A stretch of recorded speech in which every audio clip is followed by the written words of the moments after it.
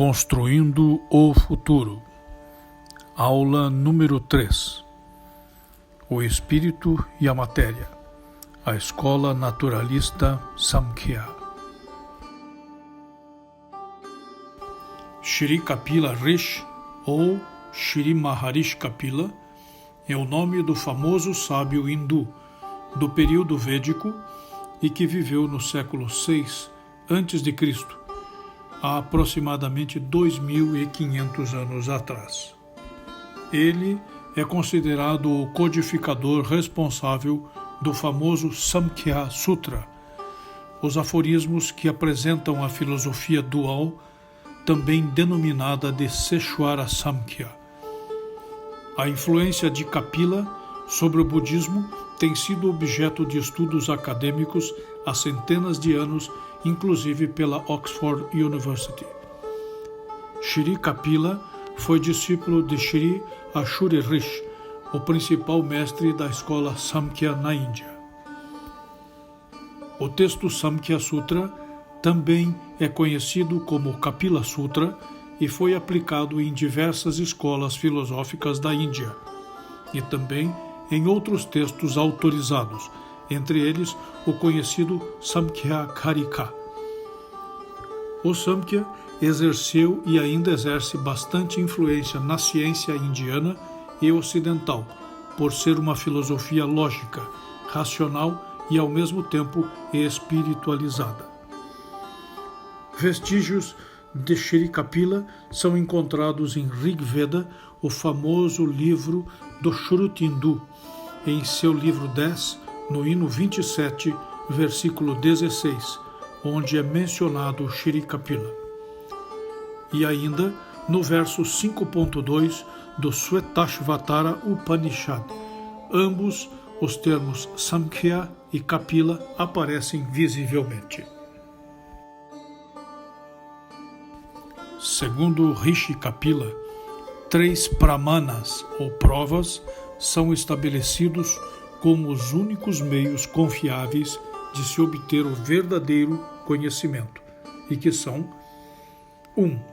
Percepção, 2. Inferência e 3. Testemunho. A percepção é a compreensão ou entendimento de um fato, pelo uso do nosso discernimento claro. Portanto, reta atenção nos dá a clareza das coisas. A inferência é a dedução ou conclusão da compreensão de algo por meio da nossa inteligência e razão.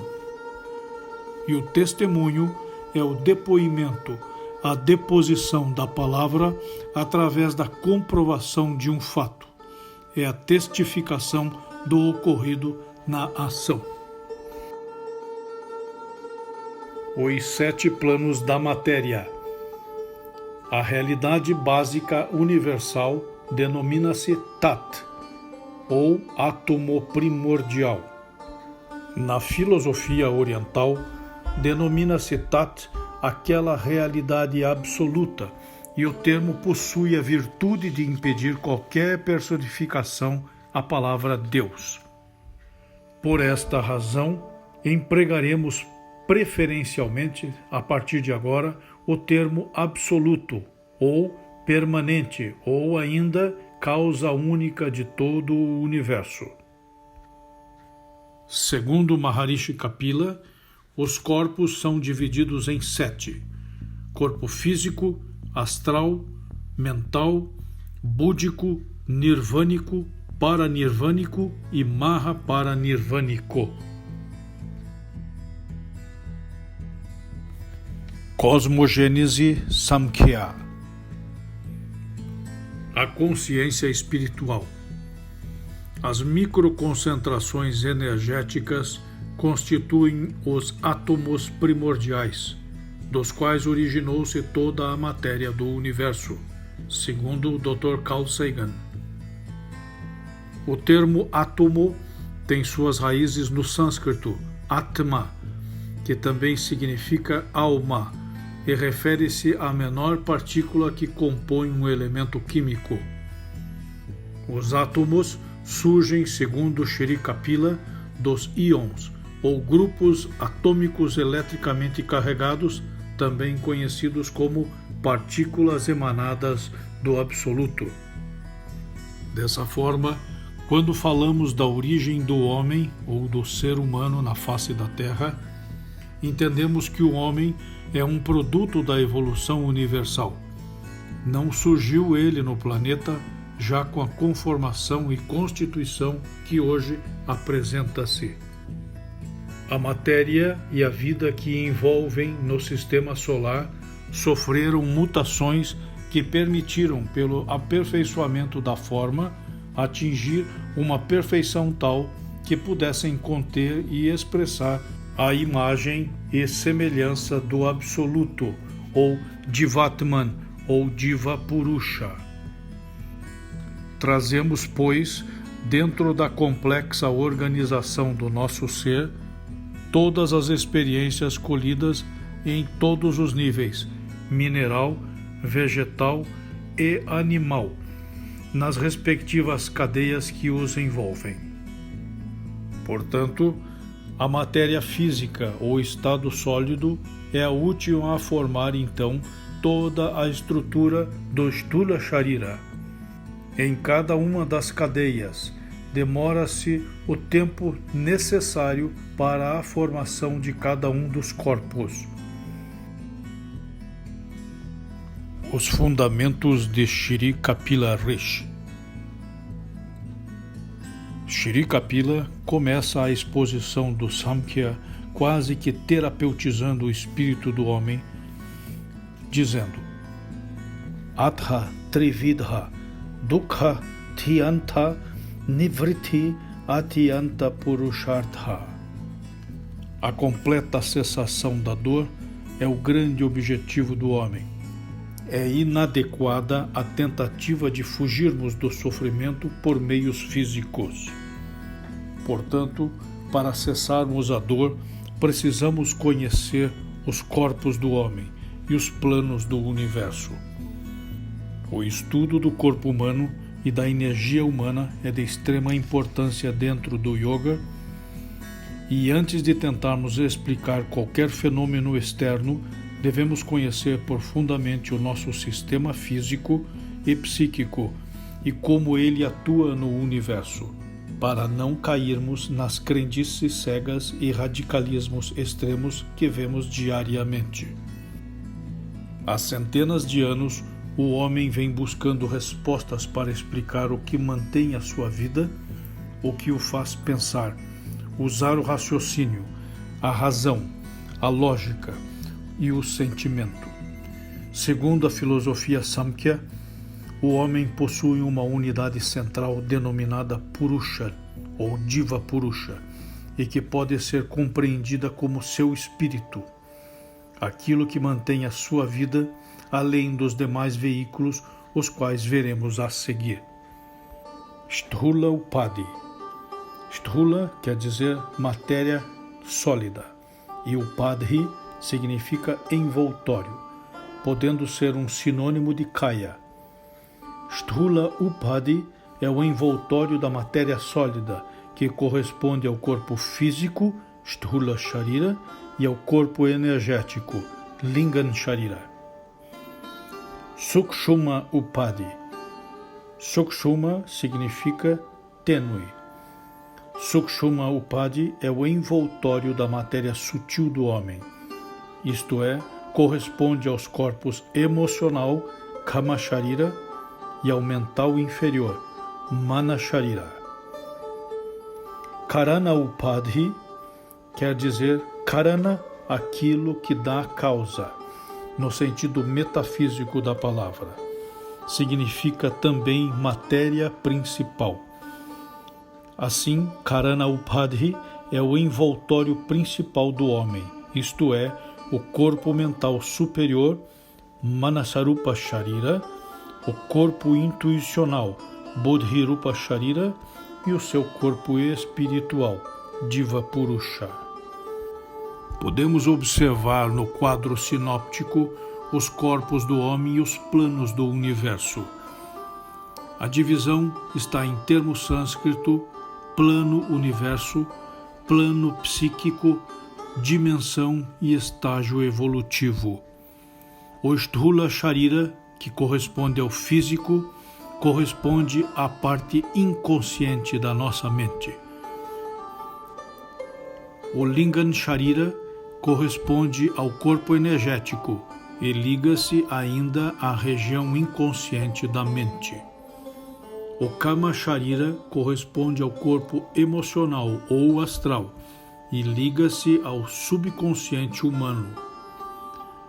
Mano Sharira é o corpo mental inferior ou intelecto e liga-se ao consciente concreto.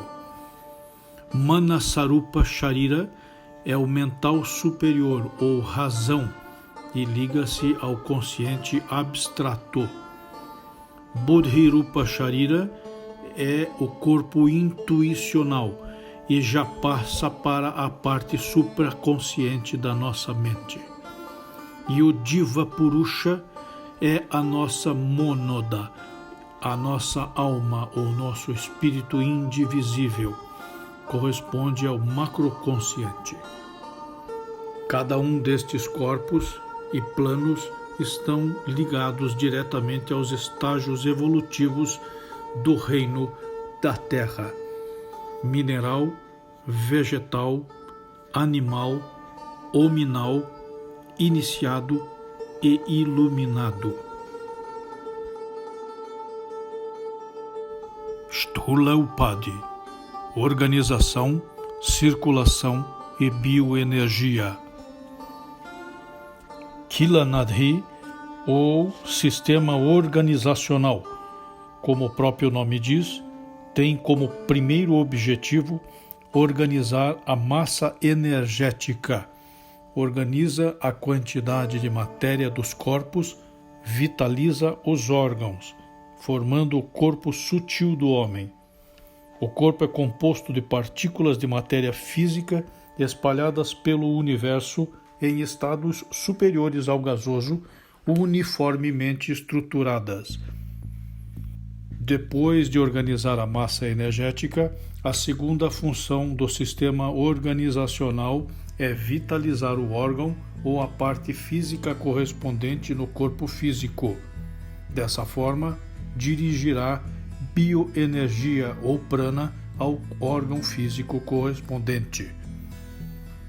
Oghanadi, também conhecido como sistema circulatório energético ou sistema de meridianos, são os canais eletromagnéticos condutores de bioenergia ou prana, que já são previamente estabelecidos pelo Kilanadhi, os quais possibilitam a distribuição deste prana pelo nosso corpo físico. O Oghanadi possui aproximadamente 350 mil canais, dos quais 72 mil canais são os mais importantes e destes 14 são responsáveis diretamente pelo equilíbrio dos órgãos internos do nosso corpo físico. São as nadis dos pulmões, intestino grosso, delgado, estômago, pâncreas, coração, bexiga, rins, vesícula biliar, etc.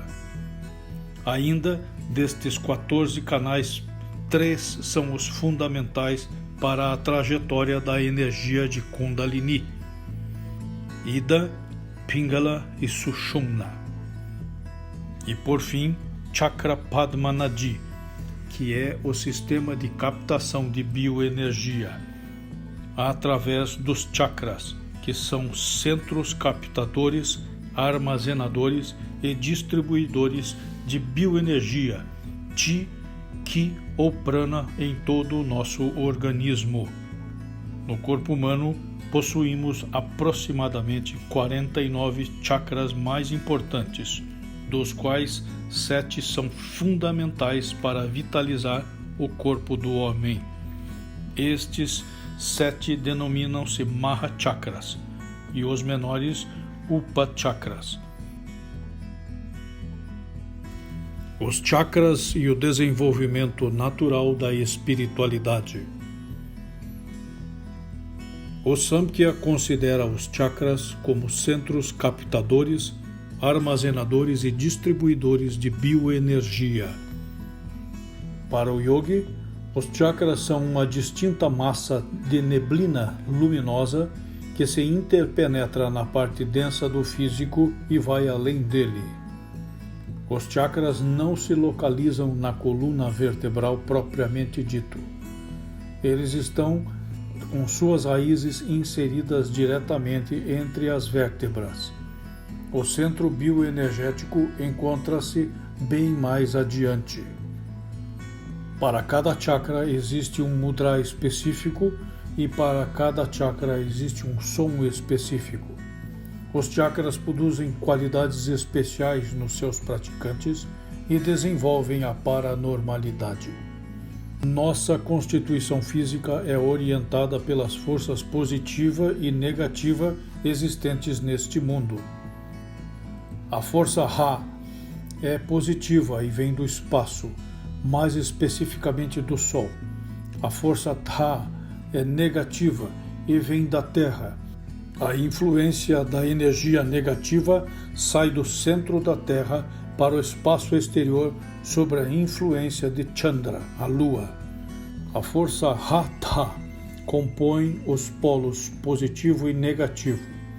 A força Ra é positiva e de expansão centrípeta, e a força Tha negativa é de expansão centrífuga. À medida que a força Ra se aproxima da Terra, ocorre a materialização da cosmoenergia. E o contrário é verdadeiro. À medida que a força Tha afasta-se da Terra, ocorre a espiritualização da bioenergia. Há no universo um processo permanente de movimentação e dinamismo, onde se trocam expansão e contração diariamente. O movimento dos chakras é influenciado diretamente pelo controle respiratório, através do fenômeno de expansão e contração. A cada 2 horas, os chakras mudam seu movimento, funcionando ora para o sentido destrógeno, horário, ora para o sentido sinistrógeno, anti-horário, alimentando a matéria e o espírito ao mesmo tempo. Essa ligação ou conexão também está diretamente ligada com os hemisférios direito e esquerdo do cérebro. A matéria, conforme conhecemos, tem como uma das suas principais características a divisibilidade, isto é, a condição de ser repartida em diversas e infinitas partes menores. Se levarmos até o fim esta experiência, chegaremos a uma condição em que a própria matéria atingirá a possibilidade de ter a alteração do seu próprio estado atual. A matéria física, no estado sólido, é composta de prótons e de elétrons em grande quantidade. O próton é a menor partícula livre de eletricidade positiva que se conhece, e o elétron é a menor partícula livre de eletricidade negativa que entra na formação do átomo. A matéria, portanto, pode transformar-se para qualquer nível. A alquimia é a ciência que trata dessa transmutação, e a química é a filha da alquimia, e que trata das leis e destes elementos. A matéria física, no estado sólido, pode tornar-se líquida, recebendo este processo o nome de liquefação. O estado líquido é composto de prótons e elétrons em menor quantidade que o estado sólido. A mudança do estado líquido para o gasoso denomina-se gaseificação. O estado gasoso, portanto, é composto também de elementos de prótons e elétrons, mas agora em menor quantidade que as anteriores. Já a mudança de um corpo gasoso para o estado etérico denomina-se eterificação. A matéria, no estado de eterificação, encontra-se invisível aos olhos humanos. Nesse estado, A matéria densa encontra-se composta de átomos. Os átomos são as menores frações de um elemento que é capaz de entrar em composição. Essa composição ou combinação é feita por um núcleo que pode conter prótons ou prótons e elétrons e no qual está praticamente concentrada a massa energética do átomo. Além disso, o átomo possui uma coroa externa, que é constituída somente de elétrons. O estado etérico possui elementos que são atualmente constituídos pela física nuclear moderna como paraprótons e paraelétrons, segundo o Dr. Harbans Lal Arora, físico indiano. A física quântica já está mais distante, estudando ainda os parameta-paraprótons e os parameta-paraelétrons. Aí, a matéria física nos estados etérico e superetérico possui o mesmo nome na mudança de nível, eterificação, portanto, se tornando mais sutil e mais supereterificada. Contudo, no estado superetérico para o estado subatômico da matéria, denomina-se subatomização. O estado subatômico da matéria possui átomos cujos elementos são monometapáraprótons e os monometaparaelétrons na mesma condição. A passagem do subatômico para o estado atômico da matéria denomina-se atomização da matéria. Este é, portanto, o estado mais sério e mais sutil da matéria. Assim, o fenômeno da radioatividade é o processo da atomização da energia. Os átomos físicos, que vão se tornando cada vez mais pesados e densos, aumentam a sua quantidade de elétrons e automaticamente aumentam a velocidade orbitária, jogando cada vez mais energia adicional oriunda do prana ou fohat para a extensão de todos os corpos. Assim, a atomização da matéria é, então, a própria radioatividade, porque torna seu movimento cada vez mais sutil e a matéria volta a descondensar-se, retornando à origem, que, segundo o Dr. Carl Sagan, vem de um princípio espiritual. Aqui nos lembramos novamente de Shri Maharishi Kapila, há 500 anos antes de Cristo, na sistematização da sua cosmologia Samkhya e na estrutura do Purusha e de Prakriti. Por um acaso estaria Kapila muito adiantado para seu tempo?